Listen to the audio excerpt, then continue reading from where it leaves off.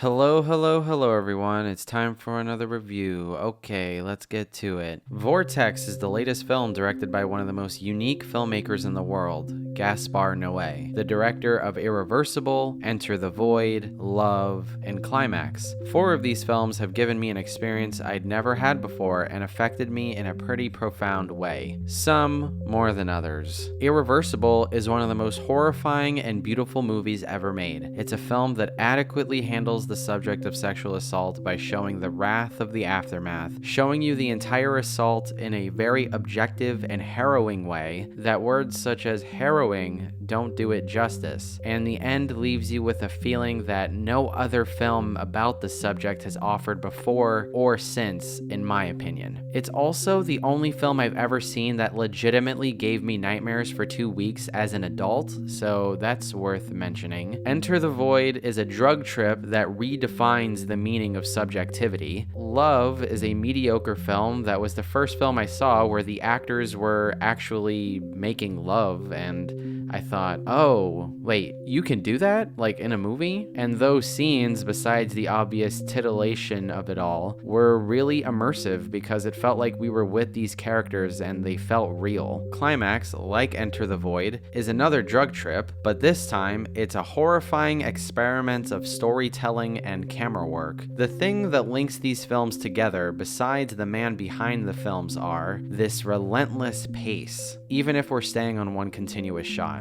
There is always something happening. The drums of conflict and rage and sex are always beating along. With Vortex, besides the blinking jump cuts, orange and green color palette, and fun credit fonts, Gaspar Noe gathered almost every other aspect of his aesthetic and completely threw it out the window. As someone who loves Gaspar's films, and as someone who knew absolutely nothing about Vortex, this was like getting hit by a truck, a slow-moving truck.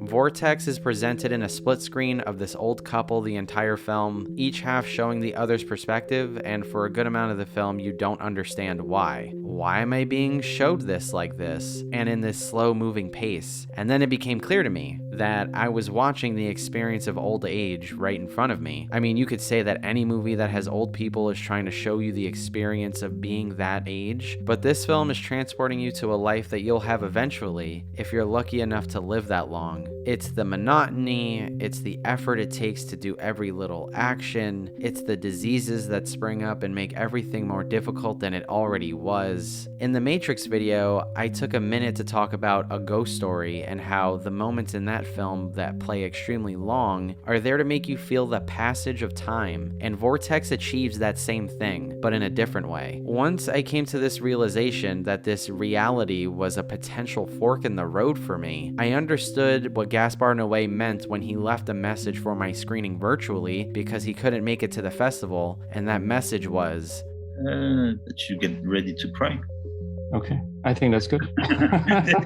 Now, he almost got me to cry, but what I will say is when I left the theater, I became really lightheaded from the whole experience, and I found it really hard to physically walk out of the theater like I was drunk on existentialism. I mean, the film is 2.5 hours, and being assaulted with this experience, I don't know how it is for old people watching this movie, but as a young person, I found it very exhausting and just a little bit too much, like, for my body to handle, and I think that's why I felt that way when I left the theater. The split screen that I mentioned before is really purposeful, and once you watch the film, you'll begin to discover why, and I was moved at how that aesthetic choice evolved throughout the film. The performances by the 2 leads, one of them being the legendary Italian director Dario Argento, who you might know from Suspiria, are heartbreaking, and for me the biggest selling points of the film. Gaspar Noe is putting all of these concepts together and trying to execute them through his aesthetic, which is something that he has full control over, but none of these things work nearly as well if these 2 actors don't completely sell this experience to us. Sometimes the slow pacing made certain scenes or sequences feel like they might have overstayed their welcome, but it's only a minor issue, even though the movie's 2.5 hours like I mentioned. The thing that I think can hold this movie back is the fact that in many ways it's very similar to Amore more. The ways in which it's similar, I won't say, but they offer very similar experiences with different aesthetics. I haven't decided if it's bothered me yet because I've seen Amor 5 times and I've only seen Vortex once, but this is a film that I will be returning to at some point when the opportunity to face my own mortality presents itself again. Vortex, like old age, is slow moving, painful, and something that we should all be grateful that we get to experience at some point in our lives. And I'm giving Vortex an 8 out of 10. If you enjoyed this video, hit the like button. If you agree or disagree, tell us in the comments. Subscribe if you haven't already. Share with your friends. Do all the things. The Halloween special is coming soon. I think this weekend or maybe next weekend. I don't know. At some point, we're going to